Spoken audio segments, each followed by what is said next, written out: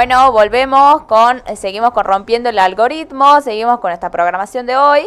Y bueno, hoy vamos a seguir hablando un poquito de lo que amerita el día. Hoy, como todos saben, es 17 de octubre. Hoy celebran desde el peronismo el Día de la Lealtad, ¿no? Bueno, vamos a recordar un poco por qué se conmemora este día y qué significa la lealtad para el peronismo, ¿no? Bueno, un día como hoy, pero del año 1945, recordemos que en esa época ya estaba Edelmiro Farrell en el poder, ¿no? Sí. Y Perón ocupó 3 cargos durante la gobernación de Edelmiro Farrell. Recordemos un poco cómo llega Perón al poder, cómo llega al gobierno.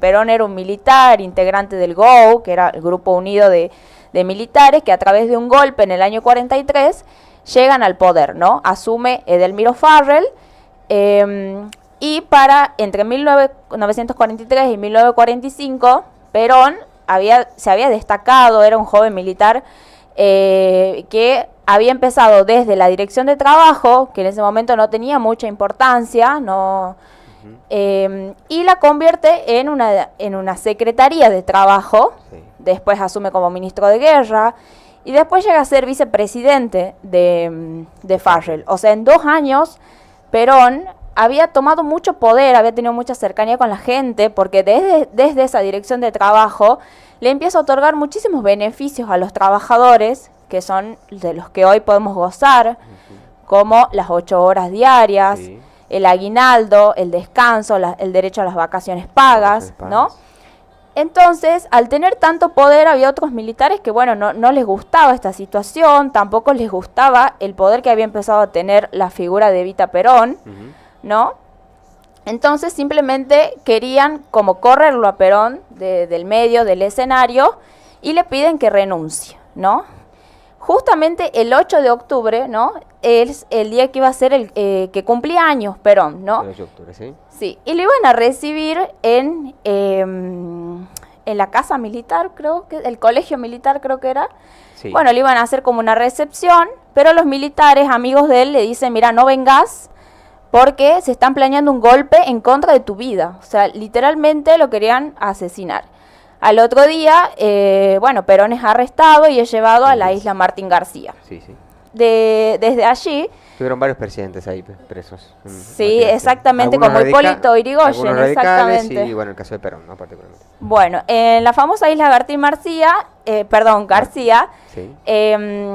Lo que sucede después es que van unos militares amigos de Perón, mandan a un médico donde le dan un parte falso, porque Perón quería salir de ahí porque estaba cerca de la Marina, era como muy peligroso estar ahí, sí. No quería saber nada con estar ahí, ¿no? Para aquellos que no saben, de las 3 fuerzas, de las fuerzas armadas que tiene Argentina, ¿no?, que es el Ejército, la Fuerza Aérea y la Marina o Fuerza Naval, sí. La que siempre fue más dura fue la Fuerza Naval. Exacto. ¿No? Siempre, la que encabezaba los golpes militares y tenía los métodos más sangrientos era también la Marina, ¿no? La Marina Argentina.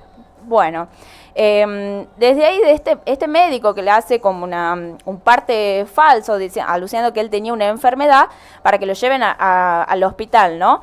Cuando lo llevan al hospital, lo que comienza a pasar durante todo el día es que todos los trabajadores, porque en realidad la CGT, Evita y muchos sindicatos ya se habían enterado que Perón estaba preso, se empezaron a organizarse para pedir su liberación y estaba pactado un acto para el 18 de octubre, ¿no? Sí. Pero el día anterior, voluntariamente la gente se empieza a aglutinar en la Plaza de Mayo, empiezan a aparecer los famosos cabecitas negras, como les ha llamado. Y esto fue muy histórico, fue muy emblemático, porque era la primera vez que esa gente era una movilización enorme, sí, de cabecitas negras, como le llamaban los trabajadores. Cabecitas negras y descamisados. Y descamisados, en tierra donde siempre estuvo la élite porteña, donde siempre fue superior, donde siempre gobernó la oligarquía, ¿no? Entonces ellos estaban como asustados, estaban como incómodos con esta situación, no querían saber nada, o sea, le pedían a Perón que por favor saque toda esa gente de ahí. Sí. Cuando le van a pedir a Perón en el hospital, Perón le dice, no, yo quiero hablar con Farrell. Cuando habla con Farrell, que era el presidente en ese momento, le dice, yo voy a hablar con la gente, les voy a pedir que se retiren de la plaza, pero necesito que vos convoques a elecciones. Ahí hacen como un pacto, Perón sale finalmente a la noche y da un discurso en la Plaza de Mayo, ¿no? Y así es como este día tan emblemático se lo recuerda como el Día de la Lealtad Peronista, o sea, la lealtad de los trabajadores hacia Perón y de Perón hacia los trabajadores, ¿no? Y ahí en ese discurso él justamente dice la frase esa que siempre recuerdan de él, de que yo soy el primer trabajador, ¿no? De ahí también sale la canción de la marcha peronista. Sí, de hecho ya estamos viendo imágenes de lo que fue la convocatoria ese 17 de octubre del 45. Después Perón sale justamente en esa Plaza de Mayo.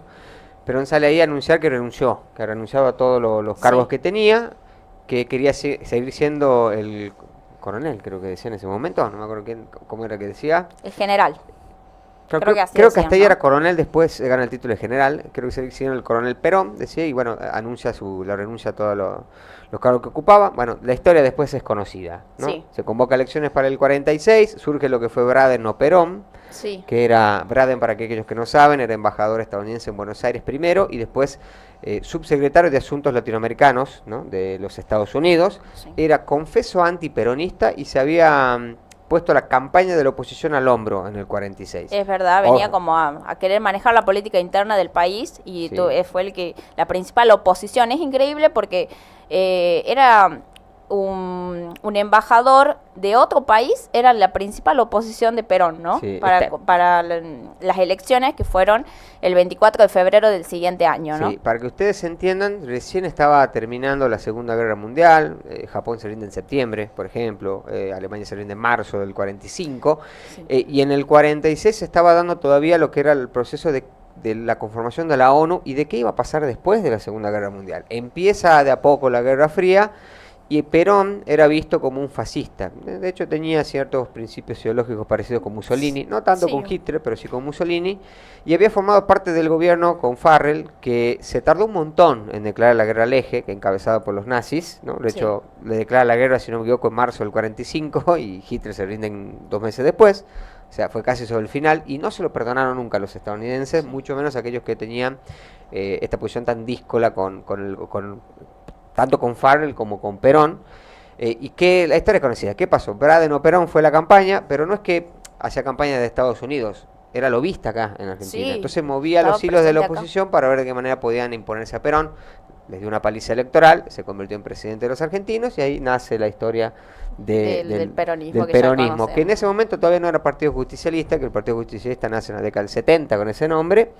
De hecho, regreso de Perón. En el tercer gobierno de Perón. Y bueno, la verdad que fue un momento, del 17 de octubre fue un momento particular, porque más allá de que es una celebración partidaria, ¿no?, para aquellos que forman parte o si se quiere movimentaria, que forman parte del movimiento peronista, sí fue un antes y un después en la historia política argentina. Sí, por supuesto. Como lo fue la ley San Peña del radicalismo de 1912, por ejemplo, como hay hitos que son fundacionales porque dan nacimiento a una nueva etapa de la República Argentina, y a partir de ese día, del 17 de octubre del 45, Argentina está atravesada por momentos más profunda, por momentos menos profunda, por un clivaje político que es peronismo o antiperonismo. Sí. Entonces, que hasta el día de hoy persiste, ¿no? Sí, por supuesto, por eso fue un momento importante en la historia. Después podés describir el gobierno peronista como a vos más te guste. La historia ha marcado que tuvo un primer mandato bueno, de pleno empleo, de crecimiento de la industria. En el 49, por un montón de cuestiones también extranjeras, ¿no? Gran Bretaña, que era nuestro principal socio comercial, pierde el primer lugar en el mundo, reemplazado por Estados Unidos. El mundo entra en Guerra Fría, se produce el Plan Marshall, en la que Argentina queda afuera, es decir, no puede venderle a Europa, se empieza a complicar la situación, y malas decisiones internas también llevan a que empiece una crisis que duró varios años, y después hizo un montón de cosas para ganarse enemigos, ¿no? Se puso a la Iglesia Católica en contra, promoviendo el divorcio, entre otras cuestiones más. Se puso a ciertos sectores de los trabajadores en contra cuando empezó a limitar los aumentos salariales y empezaron a perder con la inflación. O sea, se puso a los estadounidenses en contra porque censuraba a los medios estadounidenses y perseguía a opositores en la República Argentina. O sea, por supuesto, eso no lo vamos a negar. Tampoco se puede negar el hecho de que Perón era un militar, ¿no? Era un militar de derecha y era muy porque en ese momento, cuando el auge de los trabajadores, del socialismo y del comunismo, Perón es el que viene como de algún modo a darles todos esos derechos a los trabajadores, que era también lucha de los partidos socialistas de izquierda, que nunca estuvieron de acuerdo con el peronismo, ni tampoco hasta el día de hoy. Pero bueno, era muy controversial que un general de derecha venga como a darle todos esos derechos a los trabajadores. Claro. Pero bueno, él estuvo en contacto en Europa con Mussolini, entonces también se lo asociaba al nazismo un poco, ¿no? También por eso no tenía el apoyo de todas las clases trabajadoras. Ahora, el dato paradójico es que el fascismo, tanto el fascismo como el nazismo, una de sus banderas totalitarias surgen en contra del comunismo, o sea que vincularlo a Perón, decir es fascista y es comunista y no tenía razón de ser, ¿no? O sea, como que era contradictorio. De hecho, se sabe que Perón, cuando empieza a otorgarle estos derechos a los trabajadores, había partidos de distintos sectores, por ejemplo, de la carne, por ejemplo, que había un sector, por ejemplo, que era comunista, un gremio, él creaba, Perón no lo quería, entonces creaba un gremio paralelo que le otorgaba todos estos beneficios, estos derechos, y lo hacía como el gremio más fuerte de ese sector, ¿no? Bueno, o sea, siempre fue en contra,